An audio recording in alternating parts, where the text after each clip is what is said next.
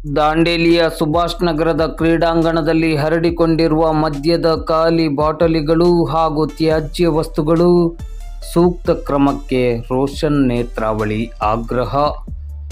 ದಾಂಡೇಲಿಯ ಸುಭಾಷ್ ನಗರದ ಒಳ ಕ್ರೀಡಾಂಗಣದಲ್ಲಿ ವಿವಿಧ ಕ್ರೀಡಾ ಪಂದ್ಯಾವಳಿಗಳನ್ನು ಹಾಗೂ ಇನ್ನಿತರ ಕಾರ್ಯಕ್ರಮಗಳನ್ನು ನಡೆಸಲು ಅವಕಾಶ ನೀಡಿದ ಸಂದರ್ಭದಲ್ಲಿ ಸ್ವಚ್ಛತೆಯ ಜವಾಬ್ದಾರಿಯನ್ನು ಸಮರ್ಪಕವಾಗಿ ನಿರ್ವಹಿಸುವಂತೆ, ಇಲ್ಲವೇ ಸ್ವಚ್ಛತಾ ನಿರ್ವಹಣಾ ವೆಚ್ಚವನ್ನು ಪಡೆದ ನಂತರವೇ ಅನುಮತಿ ನೀಡಬೇಕೆಂದು ಜಿಲ್ಲಾ ಬಿಜೆಪಿ ಕಾರ್ಯಕಾರಿಣಿ ಸದಸ್ಯರು ಹಾಗೂ ದಾಂಡೇಲಿಯ ಬಿಜೆಪಿ ಮಾಜಿ ಅಧ್ಯಕ್ಷರಾದ ರೋಷನ್ ನೇತ್ರಾವಳಿಯವರು ದಾಂಡೇಲಿ ನಗರಸಭೆಯನ್ನು ಆಗ್ರಹಿಸಿದ್ದಾರೆ.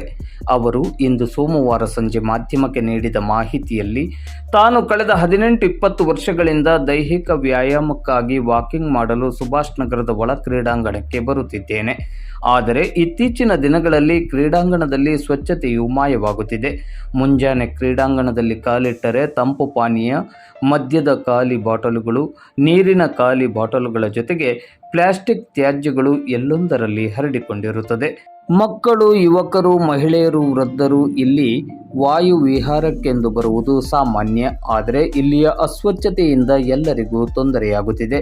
ಇಲ್ಲಿ ಕ್ರೀಡಾಭ್ಯಾಸಕ್ಕೆಂದು ಬರುವ ಕ್ರೀಡಾಪಟುಗಳಿಗೂ ಈ ಅಸ್ವಚ್ಛತೆ ಬೇಸರವನ್ನು ತಂದೊಡ್ಡಿದೆ. ಕಾರ್ಯಕ್ರಮ ಅಥವಾ ಕ್ರೀಡೆಗಳಿಗೆ ಕ್ರೀಡಾಂಗಣ ನೀಡುವ ಮೊದಲು ಸಂಘಟಕರಿಗೆ ಸ್ವಚ್ಛತೆಯ ಜವಾಬ್ದಾರಿಯನ್ನು ನೀಡಬೇಕು.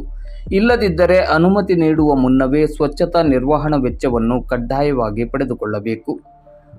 ಇಲ್ಲದಿದ್ದಲ್ಲಿ ಈ ಕ್ರೀಡಾಂಗಣ ಭವಿಷ್ಯದಲ್ಲಿ ತ್ಯಾಜ್ಯಗಳ ಕ್ರೀಡಾಂಗಣವಾಗಿ ರೂಪುಗೊಳ್ಳುವ ಸಾಧ್ಯತೆ ಇದೆ. ಆದ್ದರಿಂದ ಈ ಕೂಡಲೇ ನಗರಸಭೆಯವರು ಈ ಬಗ್ಗೆ ಅಗತ್ಯ ಕ್ರಮವನ್ನು ಕೈಗೊಂಡು ಕ್ರೀಡಾಂಗಣದ ಸ್ವಚ್ಛತೆಗೆ ವಿಶೇಷ ಮುತುವರ್ಜಿಯನ್ನು ವಹಿಸಬೇಕೆಂದು ರೋಷನ್ ನೇತ್ರಾವಳಿಯವರು ಆಗ್ರಹಿಸಿದ್ದಾರೆ.